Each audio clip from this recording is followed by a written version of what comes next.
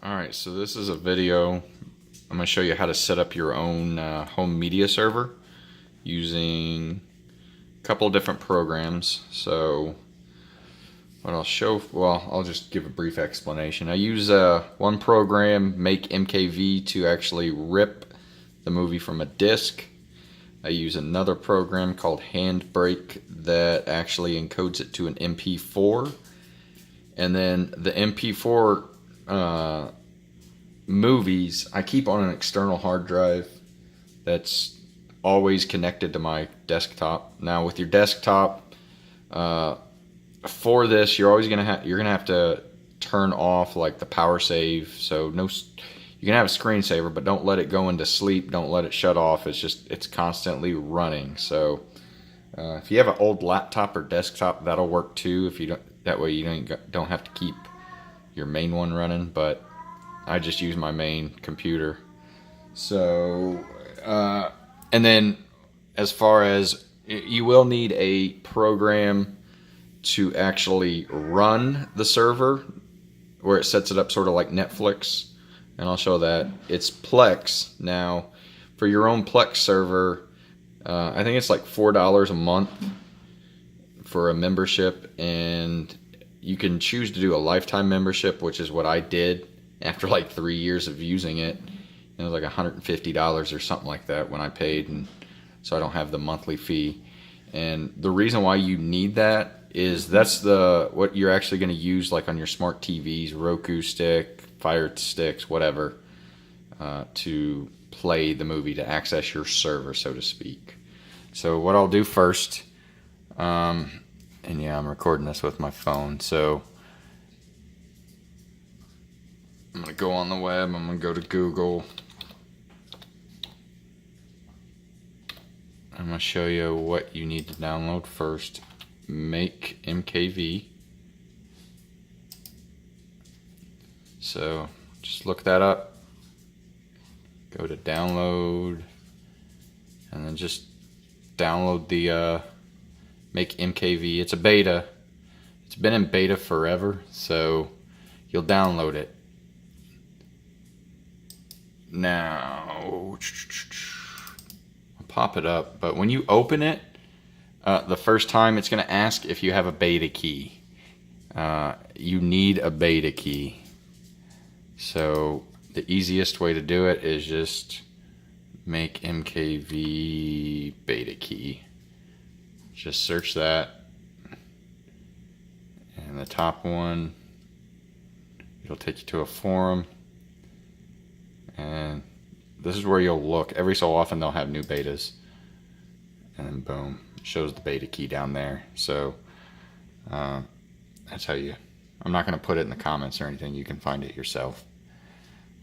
The other program you're going to use, Handbrake, and you don't need a beta key for this, it's open source. So I'll just go to downloads, or I'll just go to the main one and just download Handbrake 1.2.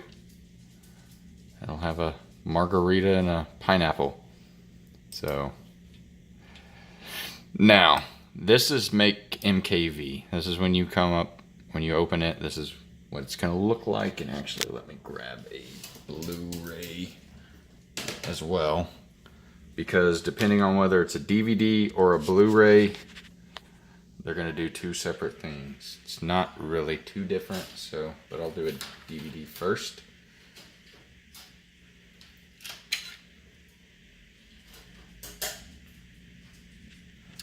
I apologize once again, I'm using my phone to record this. So I put a DVD in, it's going to circle around.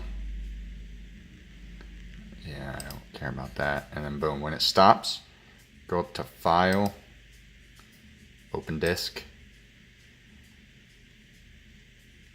And it's going to take a minute or so. It's going to run through this. And I'm going to keep this open for all intents and purposes so you can actually see it. So boom, it's going to go quick for a DVD. Now at this point, just click that. Find somewhere you want to put a folder. I just put them all on my desktop. Don't name it exactly as is, but this one I think I put in was eraser. So I put erase, whatever. It don't matter. It's not a big deal. You click that. I'll actually let me do test. Select folder, and at that point you're gonna click this. Now I'm not gonna let it go all the way through, and it's actually gonna do, I think it goes 2 passes for DVDs and Blu-rays both. I know Blu-rays it does, but I think DVDs maybe not. And it's just basically gonna rip everything from the disc and put it in the folder, but I'm not gonna run through it. With a DVD, it could take 20-30 minutes. With a Blu-ray, it could take an hour or 2 hours. It takes some time because it's a lot more. So, yeah, I want to cancel. And actually, I'm just going to close it. And then I'll reopen it because I want to show you what it does with the Blu-ray, because it's a little bit different.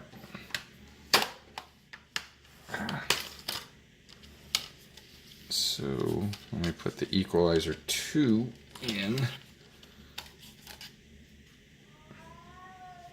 Oh shit, hang on. Forgot I gotta hook up my external Blu-ray player because my desktop doesn't have, it's not a Blu-ray player, it's a, what's it called? Just a regular old DVD drive.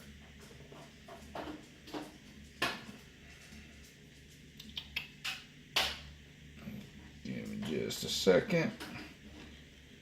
Alright. So actually, let me close it and reopen it. Alright, so you can click on here so you see there's 2 different drives. This is showing my Blu-ray drive. Alright.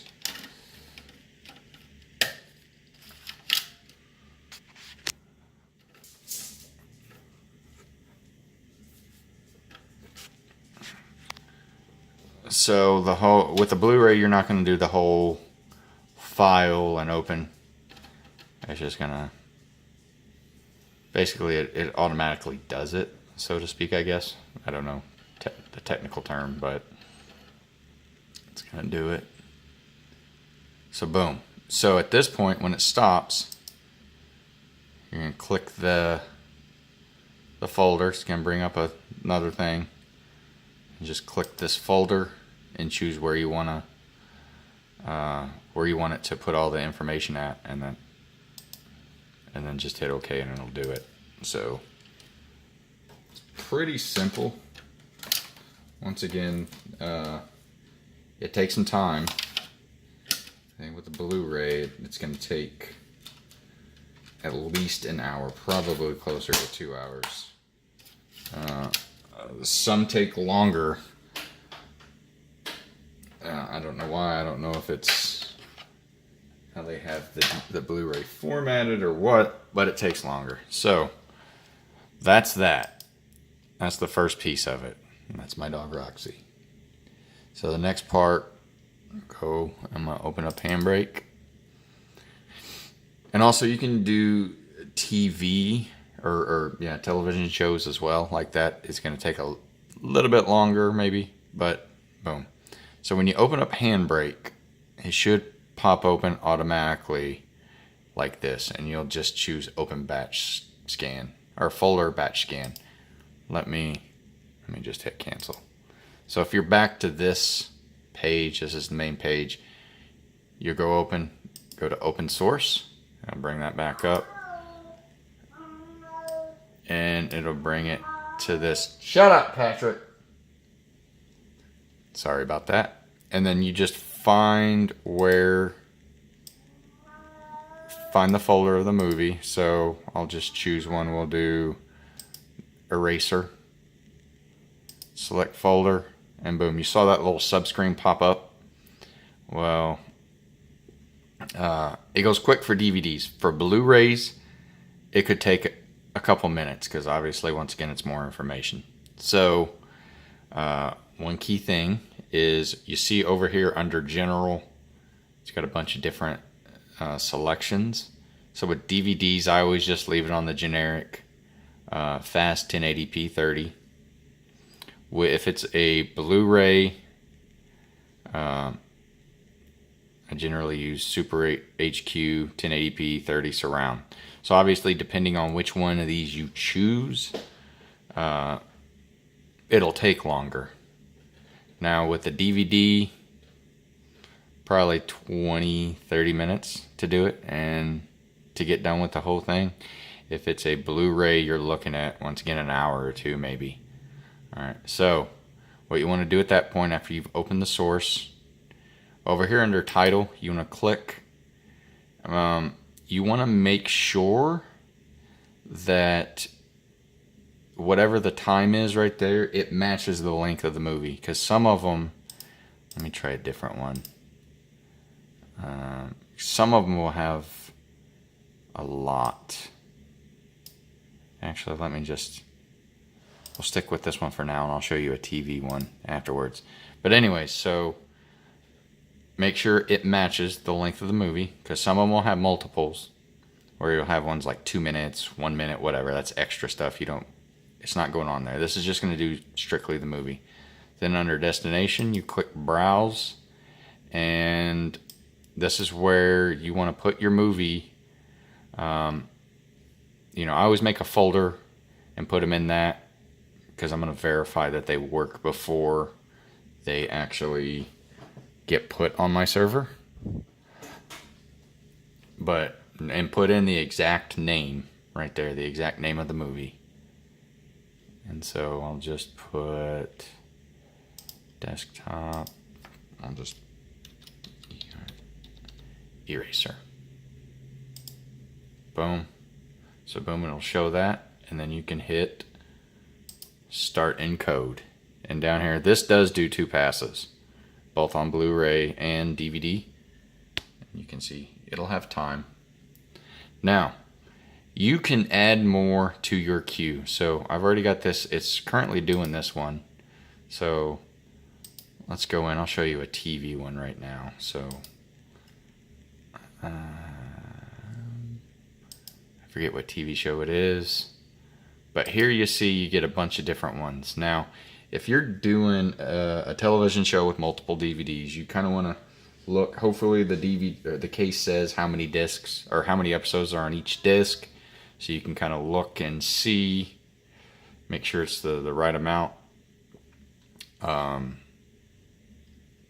yeah, so I could do add to queue, and that'll put it second. I go to the next one, add to queue, the third one, add to queue, and it's just basically, it's put them in order. And then you can go over here and go show queue, and it's got a list of all the ones you're going to be doing. So, and once again, with television shows, there are naming conventions you want to do, and I'll show you for an example. Let me actually go to my server. So like Boston Legal. So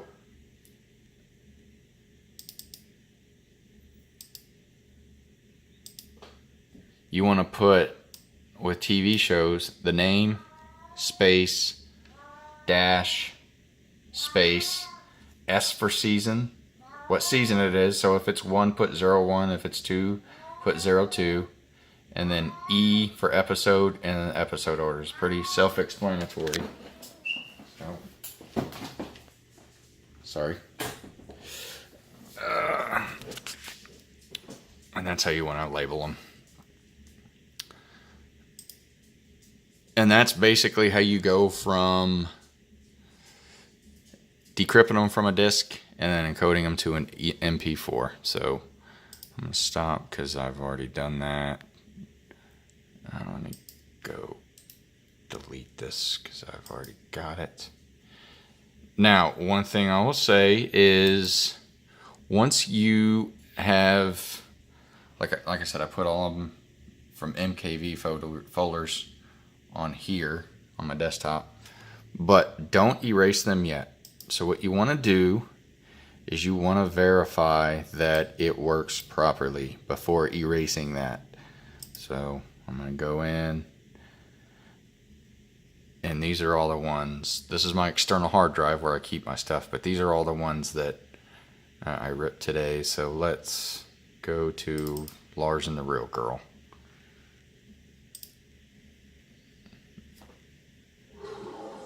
And you just want to kind of go through it, make sure it's working. And I've seen this movie a bunch, so alright, that movie's good. Because sometimes, especially with ones in Handbrake where you may have a couple that you may have 5 different options with the same running time. So generally the first one it chooses is correct, but sometimes it's not. Sometimes it'll encode a movie that is it's got director commentary in it, so you got all that crap, the director talking, so you don't want that one, or it may be in French or whatnot. So make sure you always verify the movie is correct before deleting the actual Makemkv. Alright, so as far as my how I have it, so I have a folder on my external movies, and I broke them down by genres: action, adventure, so on. So like action, I've got them all. So, and this is where the Plex is going to pull from. So I'm going to show you Plex now. Open Plex. And it's got a pretty easily to navigate. So it's showing where my server is. It's showing all my folders. And this is how it'll look on the TV too. So I'm in action. Scroll down, it's got all of them. When it comes to TV shows, so I have it where it is in, it'll bring up the what series it is. So let's say you want to watch some Big Bang Theory, so I'll click on that, and it'll actually show me all my seasons. So let's go to season 1. And boom, I can watch them. It'll pull straight from this. And the cool thing is, as long as my computer's on running, I can be out of town TDY and take my Fire Stick and access my Plex from anywhere. So it's pretty cool. Now, when it comes to setting up your own, these just didn't pop up there. So when you first start your Plex, your own server, this is all going to be blank. So what you do is libraries, you hit the plus. So TV shows, obviously, click TV shows. But let's say, and what I do, it's going to add this folder or whatever folder. You're going to title it, and then you're going to browse for media and actually choose where to go.